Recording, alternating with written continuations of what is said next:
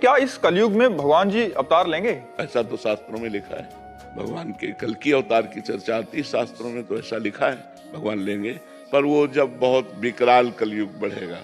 अभी 4,32,000 वर्ष कलयुग की आयु है, अभी तो 32,000 नहीं क्रॉस किया है।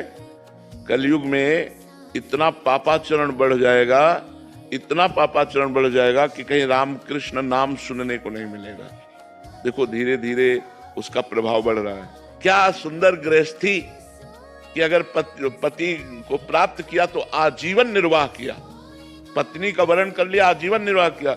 यहाँ लव मैरिज होता साल भर में डिवोर्स हो जाता है। कलयुग का प्रभाव देखो, कहा कलयुग का प्रभाव देखो। अब कैसे कैसे भयंकर रोग बढ़ रहे हैं, कैसी कैसी भयंकर व्यवस्थाएं हैं। अब एक आदमी को परेशानी, अस्पताल जाए तो दवा मिलना तो बाद की बात है, पहले 10-5 हजार रुपया खर्चा करो इस बात के लिए कि तुम्हें है क्या। अब वो सब रिपोर्टें देखकर निर्णय करेंगे कि आपको है क्या। इसके बाद उसकी फीस दो डॉक्टर की, फिर दवा दो, और फिर 2-4 दिन बाद आओ, तब वो देखेंगे दवा का प्रभाव क्या पड़ा, जांच करवाओ।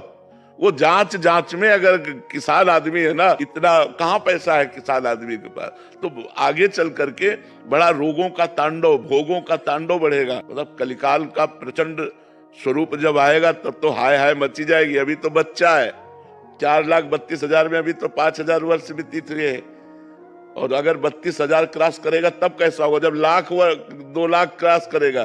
तो अब लिखा है कलिकाल बिहाल के मनुजा, नहीं माने को अनुजा तनुजा।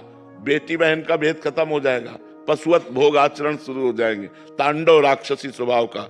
जब ऐसा महाभयंकर पापाचरण होगा तब उस समय भगवान का अवतार हुआ, कल की अवतार। फिर वो दुष्टों का विनाश करके तब फिर सतयुग आ जाएगा।